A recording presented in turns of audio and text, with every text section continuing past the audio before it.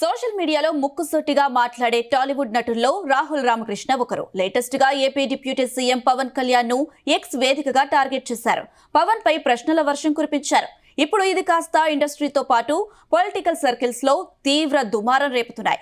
మీ ఆర్భాటాలు పక్కన పెడితే అసలు గ్రౌండ్ లెవెల్లో ఏం జరుగుతుందంటూ పవన్ ను నిలదీశాడు రాహుల్.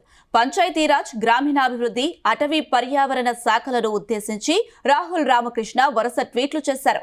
పవన్ కళ్యాణ్ సార్, మీ గొప్పలు కాసేపు పక్కన పెడితే సమాచార హక్కు చట్టం సెక్షన్ 4.1 సెక్షన్ బి ప్రకారం మీ శాఖల్లోని వివరాలను ఎప్పటికప్పుడు బహిర్గతం చేస్తున్నారా?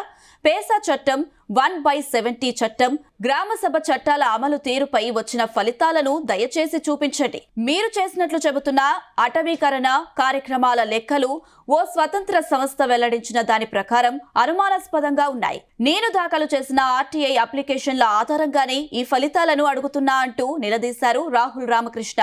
అంతేకాదు, చివర్లో జై తెలంగాణ అంటూ రాహుల్ పెట్టిన ట్యాగ్ లైన్ ఇప్పుడు హాట్ టాపిక్ గా మారింది.